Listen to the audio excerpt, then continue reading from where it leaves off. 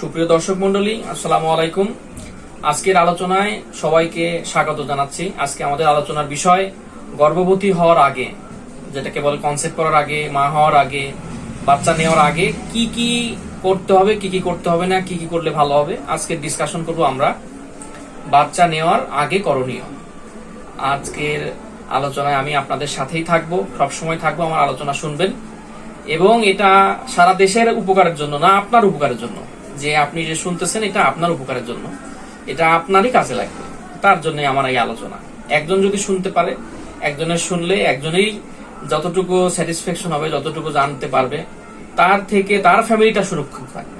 আমার কথা শুনলে তার ফ্যামিলিটা সুরক্ষিত থাকবে। আমি পাবলিক হেলথ ডিপার্টমেন্টে দ্য ফার্স্ট ক্যাপিটাল ইউনিভার্সিটি বাংলাদেশে, একটা বাংলাদেশের মধ্যে একটা মেজর কলেজে পাবলিক হেলথে আমি অধ্যয়নরত আছি, বিএসসি করতেছি।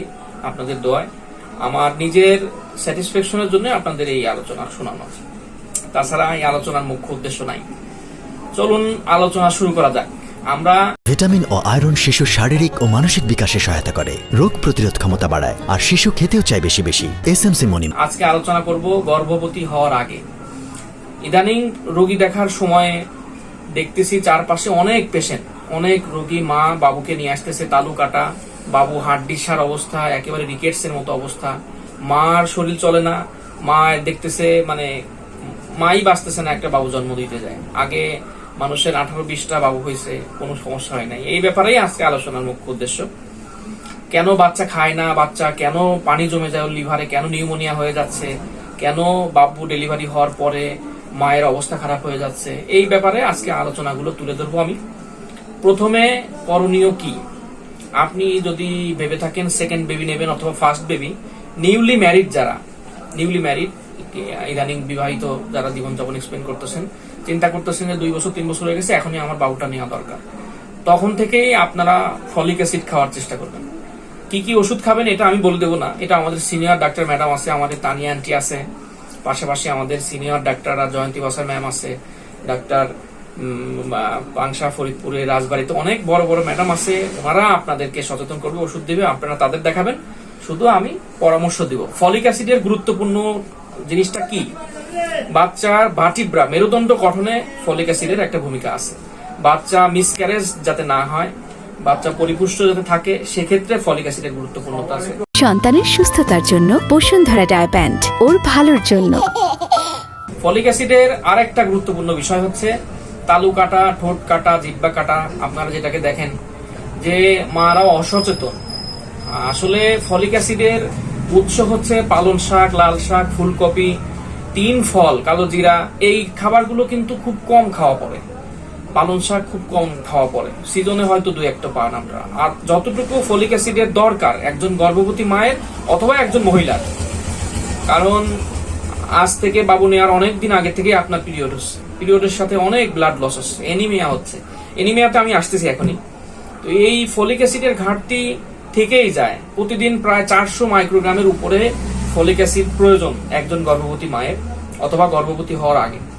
তো এই ঘাটতিটা আসলে খাবার দিয়ে পূরণ হওয়া একেবারে অবাঞ্ছনীয়, যেটা পূরণ হওয়ারই না। এই কারণে আপনি যদি মনে করে থাকেন আগামী 3 মাসের মধ্যে গর্ভবতী অথবা প্রেগনেন্ট হওয়ার সম্ভাবনা অথবা কনসেপ্ট করতে চাচ্ছেন, তাইলে আজকে যদি মনে পড়ে আজকে থেকেই ফলিক অ্যাসিড খাওয়া শুরু করবেন। ফলিক অ্যাসিডটা কোন ট্যাবলেট খাবেন, কি খাবেন, এটা আপনার ডাক্তারের সাথে অথবা আমার সাথে অথবা আমার সিনিয়রদের সাথে পরামর্শ করে খাবেন, কোনটা খেলে ভালো হবে তারা বলবে। Point number 2, iron. Folic acid সম্পর্কে আপনারা যতটুকু ধারণা পেলেন, কি হতে পারে?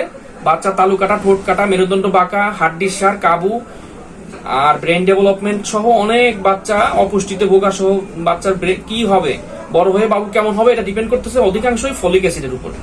গর্ভবতী হবার পরই 3 মাস ফলিক অ্যাসিড খেতে হয়, কন্টিনিউ 3 মাস। এই 3 মাসে ফলিক অ্যাসিডের কোনো বিকল্প নাই। যার ফলিক অ্যাসিডের মেজর ঘাটতি রয়েছে সে তার ক্ষেত্রে ওভারডোজ খেতে হতে পারে, যার ওজন বেশি আছে তার ক্ষেত্রে ওভারডোজ হতে পারে। ওজনটা এক্ষেত্রে খুবই গুরুত্বপূর্ণ। ওজনটা, যে মায়েদের ওজন কম এবং যে মায়েদের ওজন বেশি, এটা বিএমআই দিয়ে আমরা নিশ্চিত করি কাদের ওজন, কতটুকু ওষুধ লাগবে, কতটুকু ঘাটতি আছে।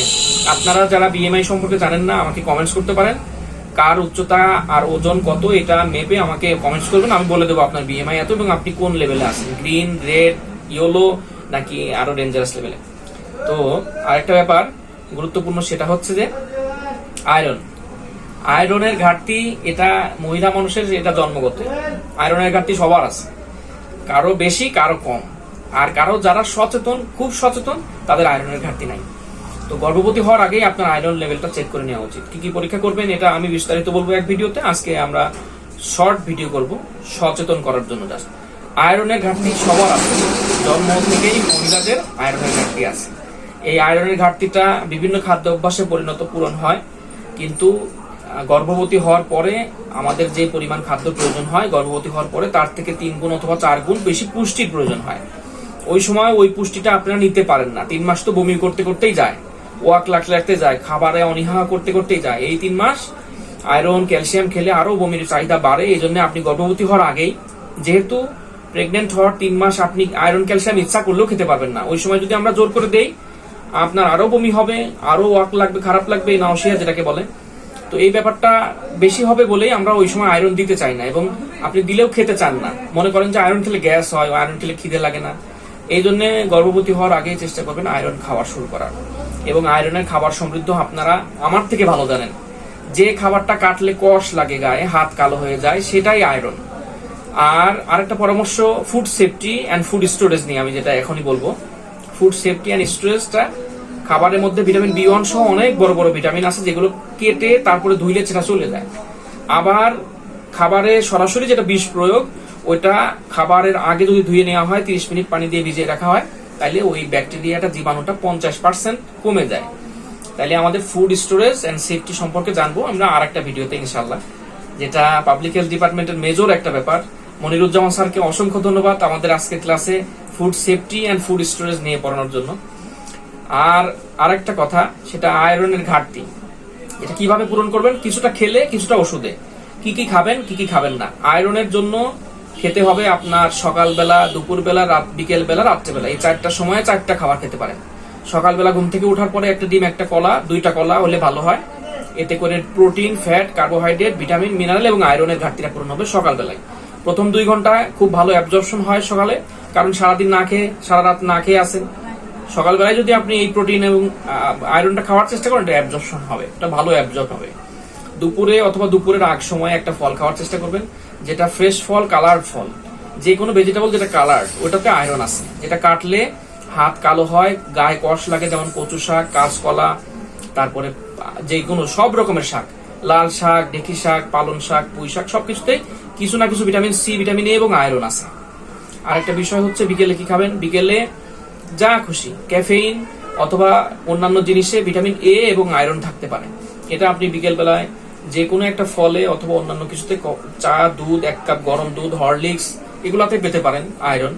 এবং রাত্রেবেলায় চেষ্টা করবেন একটু র টাইপের ফল খেতে, যেটা কাঁচা রিলেটেড, অর্থাৎ যেটা প্রিপেয়ার্ড না, যেটা তৈরি করা না, যে খাবারটা রান্না করা না, এই খাবারটা খেলে রাত্রে আয়রনের ঘাটতিটা পূরণ হবে। এরপরে আমরা আরেকটা বিষয় আলোচনা করব একটা বিরতির পরে, এখনই আসতেছি, জাস্ট মিনিট। কমলার মজাদার স্বাদে এসএমসি নিয়ে এলো পানি শূন্যতা পূরণের সহজ সমাধান, এসএমসি ফ্রুটি টেস্টি স্যালাইন। সুপ্রিয় দর্শক, বিরতির পর আবার ফিরে এলাম। আপনাদের অসংখ্য ধন্যবাদ যারা এ পর্যন্ত আমার কথা শুনছেন, তাদের যে কি ধন্যবাদ দেব, বিশাল ধন্যবাদ। আজকে আমাদের আলোচনার বিষয় ছিল গর্ভবতী হবার আগে। আর আলোচনার মুখ্য উদ্দেশ্য, কেন আমি এই আলোচনা করতেছি, আমার চেম্বারে, আমার প্র্যাকটিস লাইফে, আমার আশেপাশে অনেক ঠোঁট কাটা, রিকেটস, কাবু, দুর্বল, ফোলা, নিউমোনিয়া, অনেক প্রবলেমের বাচ্চা আসতেছে। এই বাচ্চাগুলো কেন যাতে ভবিষ্যতে না আসে, আপনাদের সচেতন করার জন্যই আমার এই প্রয়াস। আজকে আমরা আলোচনা করছি একটু আগে ফলিক অ্যাসিড নিয়ে এবং আয়রন নিয়ে। আরেকটা ব্যাপারে এখন আলোচনা করতেছি 3 নাম্বার, সেটা হচ্ছে টিকা।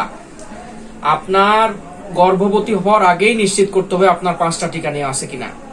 আপনার ছাত্র জীবন থেকে শুরু করে এ পর্যন্ত আপনি সরকার নির্ধারিত যে 5টা টিকা, পিসিজি, পেন্টা, হাম, রুবেলা, মিজেল, মাম্পস এবং টিটেনাস টক্সয়েড, বিশেষ করে হেপাটাইটিস বি ভাইরাসের টিকাটা নেওয়া খুবই গুরুত্বপূর্ণ।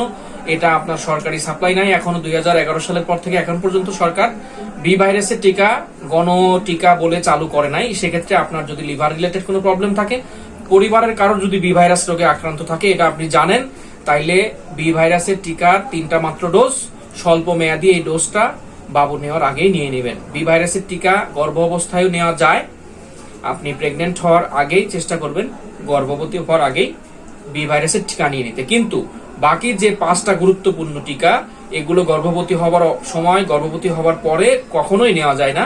এই জন্য এই 5টি টিকা নিয়ে নেওয়া অতীব জরুরি এবং উত্তম। 5টি টিকার মধ্যে মিজেলস এবং মামস, এই টিকা 2টা নেওয়া খুবই গুরুত্বপূর্ণ গর্ভবতী হওয়ার আগে। এখন আমরা আলোচনা করব টিকার শেষে 4 নাম্বার পয়েন্ট। 4 নাম্বার পয়েন্টে আমরা আসবো ভিটামিন ডি নিয়ে। ভিটামিন ডি এর অভাবে হাড্ডিসার হয়, বাচ্চার আম্মু দুর্বল হয়, সিজারের পরবর্তী পেইন গুলো হয়। বাচ্চার আম্মু এসেই বলে যে আমার মাজায় জেনে ইনজেকশন দিছিল, হনেই ব্যথা, এইভাবেই বলে, হনেই ব্যথা, ব্যথা সারতেছে না, মাজায় বেল্ট পড়তেছি বা ওঠানামা করতে পারতেছি না, ব্যথা। আর এই মাজায় ব্যথা হয়তো কখনো সারেও না। বাচ্চা হওয়ার পরে বিশাল একটা অ্যামাউন্টের ভিটামিন ডি প্রয়োজন হয়। এরপরও ভিটামিন ডি এর গুরুত্বপূর্ণতা আছে, সেটা ক্যালসিয়াম এবং আয়রন অ্যাবজর্পশনের ক্ষেত্রে ভিটামিন ডি এর গুরুত্বপূর্ণতা আছে। ভিটামিন ডি না থাকলে ভালো ক্যালসিয়াম আমাদের স্টোমাকেই থাকে, সেটা বডিতে আসে না। এই জন্য বাজারে যত ক্যালসিয়াম এখন আসছে নতুন, বেশিরভাগই ভিটামিন ডি দিয়ে তৈরি। আপনি 2 বেলা যদি ক্যালসিয়াম খান, দুপুরে আয়রন খেতে পারেন। আয়রন এবং ক্যালসিয়াম একসাথে খাওয়া যায় না। আয়রন ভিটামিন অ্যাবজর্পশন করতে বাধা দেয়, ক্যালসিয়াম ভালোভাবে অ্যাবজর্পশন হতে পারে না। এই জন্য গর্ভবতী হওয়ার আগে আপনাকে নিশ্চিত করতে হবে আপনার প্রপার ভিটামিন ডি শরীরে আছে কিনা। যদি ভিটামিন ডি কমতি থাকে, আপনি ঘরোয়া উপায়ে কিভাবে ভিটামিন ডি বাড়াবেন আমি এখনই বলছি। ঘরোয়া উপায়ের মধ্যে ভিটামিন ডি উৎস হচ্ছে রোদ থেকে প্রচুর ভিটামিন ডি পাওয়া যায়, বিশেষ করে সকাল 8টা থেকে 10টার মধ্যে যে রোদটা পাওয়া যায়। চেষ্টা করবেন সকালে ঘুম থেকে উঠে খানিক সময় রোদে যাওয়ার এবং শরীরে তাপটা অ্যাবজর্ব করার, ভালো মতো অ্যাবজর্ব করার। আমরা 4 নাম্বার পয়েন্ট শেষ করলাম, এখন 5 নাম্বারে আসতেছি, ব্যায়াম নিয়ে, শারীরিক এক্সারসাইজ নিয়ে। মার যদি অবেসিটি থাকে, বাবু কখনোই সুস্থ হবে না। অবেসিটি মানে ওজন বৃদ্ধি।